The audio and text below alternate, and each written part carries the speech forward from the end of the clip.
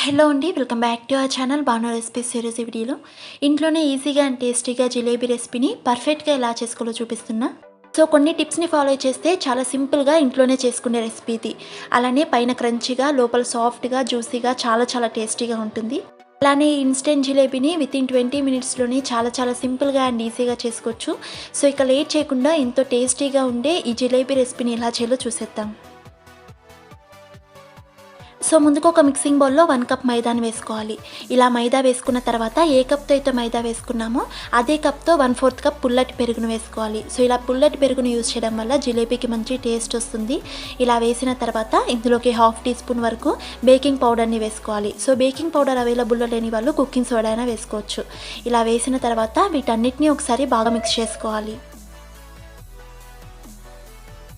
So ఇలా బాగా mix చేసుకున్న తర్వాత ఇందులోకి కొద్దిగా వాటర్ని యాడ్ చేసుకుంటూ ఎక్కడ లమ్స్ ఫామ్ అవ్వకుండా ఫ్లోయింగ్ కన్సిస్టెన్సీ వచ్చేలా మిక్స్ చేసుకోవాలి.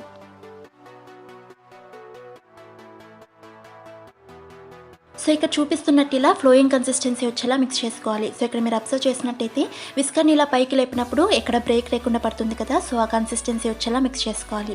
సో పిండిని మరీ లూజ్గా కలిపేసినా జిలేబీలన్నీ షేప్ సరిగ్గా రావు. అలానే గట్టిగా కలిపేసినా కూడా జిలేబీలన్నీ గట్టిగా వచ్చేస్తాయి. సో ఇలా పర్ఫెక్ట్ కన్సిస్టెన్సీ వచ్చేలా మిక్స్ చేసుకున్న తర్వాత ఇందులోకి కొద్దిగా ఆరెంజ్ ఫుడ్ కలర్ని యాడ్ చేసుకోవాలి. సో ఇది కంప్లీట్గా ఆప్షనల్. సో ఇలా వేసిన తర్వాత ఈ పిండినంతా ఒకసారి బాగా మిక్స్ చేసుకోవాలి. సో ఇలా ఫుడ్ కలర్ వేసి బాగా మిక్స్ చేసుకున్న తర్వాత మూత పెట్టేసి ఒక 15 మినిట్స్ పాటు ఖచ్చితంగా రెస్ట్ ఇవ్వాలి. సో ఇలా పిండి నానేలోపు షుగర్ సిరప్ని ప్రిపేర్ చేసుకుందాం. సో దీనికోసం స్టవ్ మీద కడాయి పెట్టుకుని 1 కప్ మైదాకి 1.5 కప్ షుగర్ వేసుకోవాలి. అలానే షుగర్ అండ్ వాటర్ 2:1 రేషియోలో ఉండాలి. సో 1.5 కప్ షుగర్ వేసాం కాబట్టి 3/4 కప్పు వాటర్ వేసి షుగర్ అంతా బాగా మెల్ట్ అవ్వనివ్వాలి.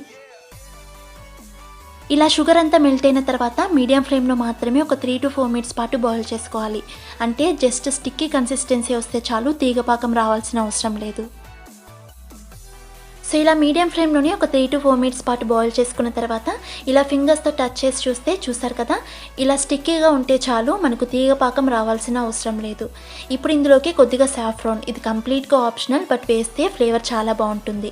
ఇది వేసి ఒకసారి బాగా మిక్స్ చేసుకున్న తర్వాత ఇందులోకి 1/2 టీ స్పూన్ ఇలాచీ పౌడర్, అలానే ఒక 1 టీ స్పూన్ వరకు నిమ్మరసం వేయడం వల్ల షుగర్ సిరప్ చల్లారిన తర్వాత కూడా గడ్డలుగా ఫామ్ అవ్వకుండా ఉంటుంది. సో ఇలా వేసి ఒకసారి బాగా మిక్స్ చేసుకున్న తర్వాత స్టవ్ ఆఫ్ చేసి షుగర్ సిరప్ చల్లారనివ్వకుండా మూత పెట్టేసి పక్కనుంచుకోవాలి. సో ఇలా 50 మినిట్స్ పాటు పిండికి రెస్ట్ ఇచ్చిన తర్వాత ఇప్పుడు ఒక పాల కవర్లోకి పిండిని తీసుకుందాం. సో దీనికోసం పాల ప్యాకెట్కున్న ఒక ఎడ్జ్ గ్లాస్లోకి పెట్టుకుని ఇలా పైనంతా ఫోల్డ్ చేసుకోవాలి. ఇలా ఫోల్డ్ చేసుకున్న తర్వాత సో ఇలా పిండిని అంతా ఒకసారి బాగా మిక్స్ చేసుకున్న తర్వాత పాల ప్యాకెట్కి సగానికి మాత్రమే వేసుకోవాలి. సో మీకు కావాలనుకుంటే ఏదైనా ఒక సాస్ బాటిల్ అయినా యూజ్ చేసి జిలేబీలను వేసుకోవచ్చు.